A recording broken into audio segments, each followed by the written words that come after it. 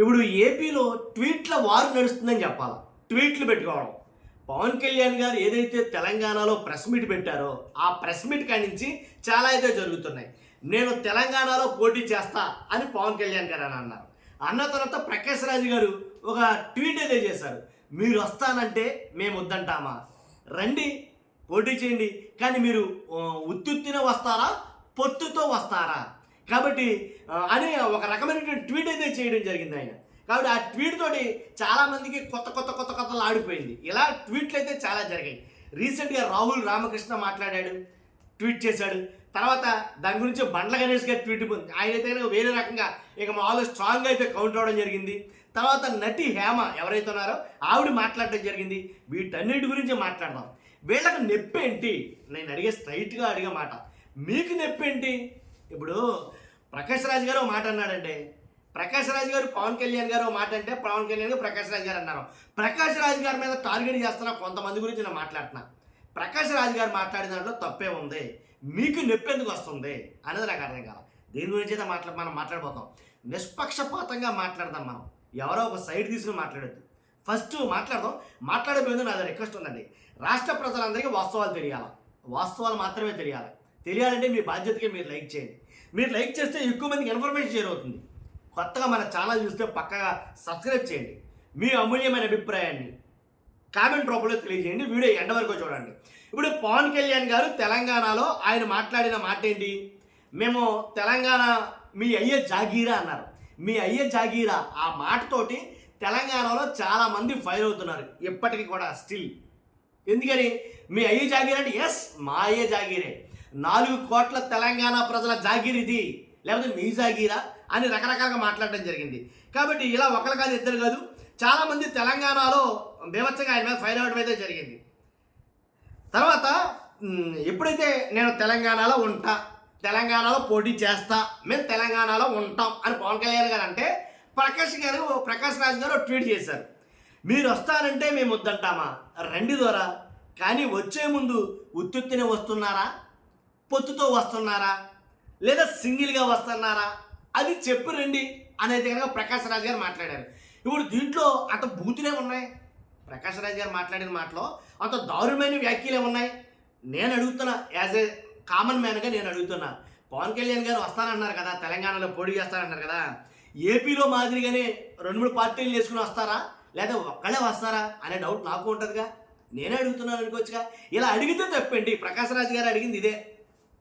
ఏమని, మీరు వస్తారంటే మేము వద్దంటామా, రండి దొరా ఏంటి, కానీ వచ్చే ముందు ఉత్తుత్తిన వస్తున్నారా, పొత్తుతో వస్తున్నారా, లేదా సింగిల్గా వస్తున్నారా అది చెప్పి రండి అని అన్నాడు. ఇది తప్పు అయిపోయిందంటే దీని మీద ఎవరిష్టసరంగా మాట్లాడేయడం మొదలెట్టారు. ఏం మాట్లాడాడు దాంట్లో? పొత్తుతో వస్తున్నారు, యాంగ్జైటీతో అడిగాడేమో. పోని సహజంగా అందరం మాట్లాడుకుంటాం కదా, మనం మాట్లాడుకోమా తెలంగాణలో పోటీ అంటారా, తెలంగాణలో పోటీ అంటే ఇక్కడలాగానే 2-3 పార్టీలతో కలిసి పోటీ చేస్తాడైనా, లేకపోతే ఒంటరిగా పోటీ చేస్తాడు, ఇలా మాట్లాడుకోమా. సహజంగా అదే ట్వీట్ చేశాడు ఆయన. ఆ ట్వీట్కి ఎవరిష్టసరంగా పేలిపోయారు. ఏంటి నీకెందుకురా ప్రతి దాంట్లో వేలు పెట్టడం, అసలు నువ్వు ఎవడవే, తమిళోడివా, తెలుగోడివా, కన్నాడోడివా, నీ ఊరేది, నీ కథ ఏంటి, ప్రతి ఊర్లో ప్రతి ఇష్యూలో దూరి జడ్జిమెంట్లు ఇవ్వడానికి నువ్వేమైనా కలెక్టర్వా, లేక దేశ ప్రధానివా, ఎక్కడ చూసినా నువ్వే, ఏ విషయం వచ్చినా నువ్వే, నీ బ్రతుక్కి నీ పని చేసుకోరా అని రకరకాలుగా అయితే మాట్లాడడం జరిగింది. ఎవరు మాట్లాడారనుకున్నారు ఈ మాటలన్నీ కూడాను? బండ్ల గణేష్ గారు మన ఆల్కరిక, నీ బ్రతుక్కి నీకు ఏ పని లేకపోతే పని చూసుకో, కానీ అందరి విషయాల్లో దూరి హీరోలో ఫీల్ అవ్వకు, ముందు నీ అడ్రస్ నువ్వు తెలుసుకో, తర్వాత ప్రపంచాన్ని మార్చే ప్రయత్నం చేయి. బండ్ల గణేష్ మాట్లాడిన మాటలు. వాళ్ళు బండ్ల గణేష్ మాట్లాడితే నేను కామెడీగా ఫీల్ అవుతాను నేను. ఎందుకంటే బండ్ల గణేష్ గారికి ఒక స్టాండ్ అంటూ ఉండదు. ఫస్ట్ పవన్ కళ్యాణ్ గారు నువ్వు నా దేవుడు అంటాడు, తర్వాత పవన్ కళ్యాణ్ గారు చంద్రబాబు నాయుడు గారు నా దేవుడు అంటాడు, తర్వాత చంద్రబాబు నాయుడు కాదు ఇదే ప్రకాష్ రాజ్ గురించి ఆయన మాట్లాడిన వీడియో ఇంకొక వీడియో ఉంటుంది, కాలితే నేను పెట్టగలను. ఆ వీడియోలో ఏం మాట్లాడతాడంటే ఆయన, ప్రకాష్ రాజ్ అంత మంచోడు లేడు, ఒకసారి ఇరిటేషన్ తెప్పిస్తాడు, ఒకసారి చికాకు తెప్పిస్తాడు, కానీ ప్రకాష్ రాజ్ నెంబర్ 1 నటుడు, విలక్షణమైనటువంటి నటుడు. అసలు ప్రకాష్ రాజ్ గారి ఆ భావాలు అవి చాలా బాగుంటాయి. ఇవే మాటలు తొత్తరం మాట్లాడతాను నేను దీన్ని. ఎందుకంటే ఒక్కొక్క మనిషికి ఒక్కోసారి ఒక్కోలా బెల్ట్ అవ్వడం. ముందేమో టీడీపీ అన్నాడు, తర్వాత కాంగ్రెస్ అన్నాడు, గొంతు కోసుకుంటాను అన్నాడు. ఏంటి ఇలాగా ఓ కామెడీ రోల్ పోషిస్తాడేమో అని అనిపించింది. అతను మాట్లాడిన మాటలు సీరియస్గా తీసుకోవసం లేదు, కానీ కొన్ని కొన్ని విషయాలు ఇలాగా అంటే అవతలని కవింపు చర్యలో భాగంగా మాట్లాడుకోవాలి. నాకు అర్థం కాలే, ఇలా తెగరించిపోయినా నువ్వు నీ గురించి ఎక్కువ ఊహించుకుంటున్నావు. ప్రకాష్ రాజ్ గారి గురించి బండ్ల గణేష్ గారు, నీకు నువ్వే గొప్ప మేధావివని గొప్ప వీరుడివని సర్టిఫికెట్ ఇచ్చుకోవచ్చు, కానీ ప్రజలు ఇచ్చే తీర్పు అసలైన సర్టిఫికెట్. నీ సొంత రాష్ట్రంలో నీ సొంత ప్రపంచం మధ్య నిలబడి ప్రజల మద్దతు సంపాదించలేని నువ్వు రాష్ట్ర స్థాయి నాయకులను, దేశ స్థాయి నాయకులను, దేశ ప్రధానులను సైతం గౌరవించే నాయకులను విమర్శించే స్థాయిలో ఉన్నావని అనుకోవడం హాస్యాస్పదంగా ఉంది.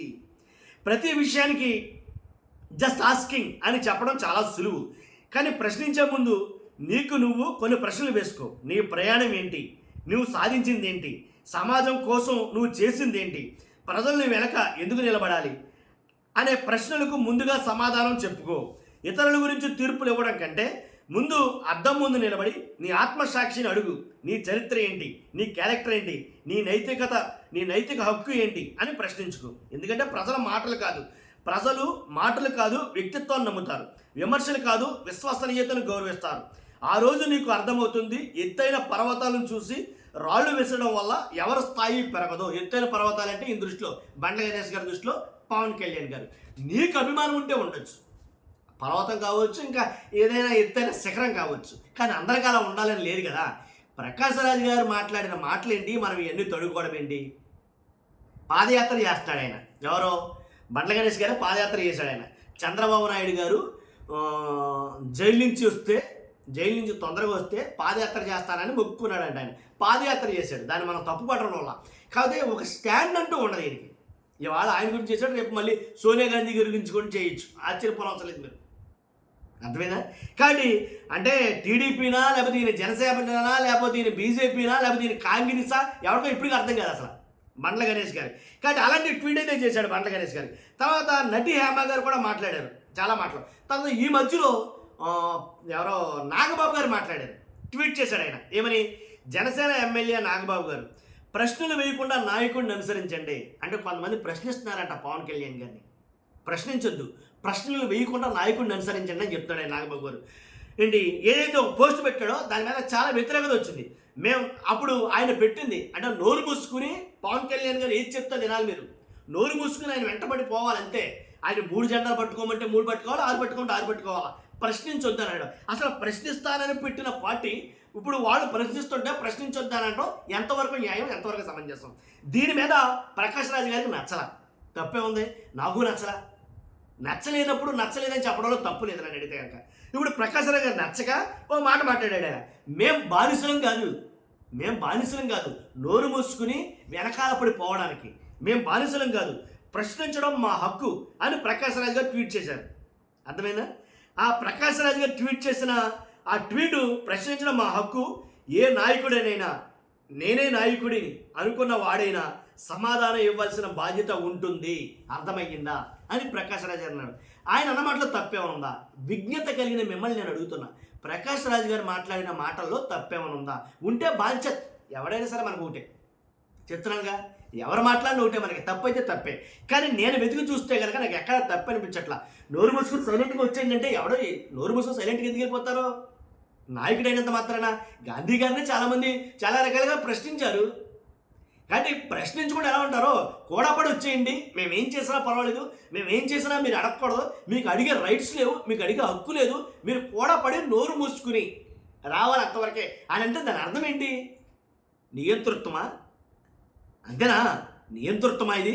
లేదా ఏదో కమ్యూనిజం పాలనలాగా? కాబట్టి ఖచ్చితంగా అడుగుతారు, ప్రశ్నించే హక్కు ఉంటుంది నాయకుడినైనా సరే అని ఆ మాట మాట్లాడాడు. దీంట్లో తప్పే ఉంది. నటి హేమ గారు మాట్లాడారు, నేను వీడియో ఎండ్లో ఆవిడ మాట్లాడింది పెడతా. నటి హేమ గారు మాట్లాడింది. ఇప్పుడు పవన్ కళ్యాణ్ గారిని ఎవరైతే రాహుల్ రామకృష్ణ నటుడు ఉన్నాడో ఆయన కూడా ప్రశ్నించడం మొదలుపెట్టాడు. ఎవరైతే పవన్ కళ్యాణ్ గారు ఉన్నారో అతని గురించి నటుడు రాహుల్ రామకృష్ణ కూడా మాట్లాడడం మొదలుపెట్టాడు. మీ గొప్పలు పక్కన పెడితే రైట్ టు ఇన్ఫర్మేషన్ యాక్ట్ కింద మీరు నిర్వహించే శాఖల్లోని ప్రతి విభాగంలో సమాచార బహిర్గతానికి సంబంధించి సెక్షన్ 41B అమలు చేశారా సార్ అని ప్రశ్నించాడు. అలాగే PASA 1/70 గ్రామ సభ చట్టం అమలుకు సంబంధించి ఫలితాలను దయచేసి అడిగి చూపించండి. అటవీకరణ కార్యక్రమాలు మీరు చేశారా? ఓ స్వతంత్ర సంస్థ కన్ఫర్మ్ చేసిన లెక్కల ప్రకారం అనుమానాస్పదంగా ఉన్నాయి. నేను దాఖలు చేసి గుర్తించిన ఫలితాలను అడుగుతున్నా అంటూ ఆయన ట్వీట్ చేయడం జరిగింది. కింద జై తెలంగాణ అని కూడా ఆయన ట్వీట్ చేశాడు.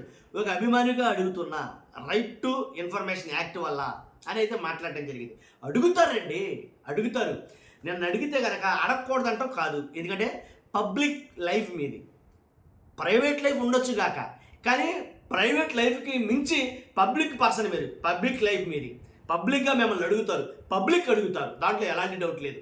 కుదరదు, మాకు అలా అడగడానికి కుదరదు, మీరు నోరు అన్నీ మూసుకుని మాకు కూడా వచ్చేయండి అని అంటాం పొరపాటు, అది తప్పు నేను అనేది. కాబట్టి ఈ రకంగా ట్వీట్ల వారైతే నడుస్తుంది, దాంట్లో ఎలాంటి డౌట్ లేదు. కానీ ఈ ట్వీట్ల వారు ఎంతవరకు వెళ్ళి అవుతుందో తెలియదు. చూస్తున్న మీరు అందరూ కూడా దీంట్లో ఎవరిది తప్పు ఎవరిది ఒప్పు అడగడం తప్ప అసలు ఏంటనేది మీ అభిప్రాయం తెలియజేయండి. మీ అభిప్రాయం నాకు చాలా ముఖ్యం. కాబట్టి చూస్తున్న మీరు అందరూ కూడా ఫస్ట్ అయితే లైక్ చేయండి, ఎక్కువ మందికి ఇన్ఫర్మేషన్ చేయాలి కాబట్టి. ఇప్పుడు నటి హేమ గారు మాట్లాడిన వీడియో కూడా పెడతాను, చూసిన తర్వాత కామెంట్ రూపంలో తెలియజేయండి. Thank you very much. Hello Prakash Raj గారు, ఈ రోజు ఉదయం పవన్ కళ్యాణ్ గారిని ఉద్దేశించి మీరు చేసిన ట్వీట్ చూసా, మనసు చివుక్కుమంది. పవన్ కళ్యాణ్ గారిని త్వర అని సంబోధించడం వెనుక మీ వెటకారం అర్థమవుతుంది.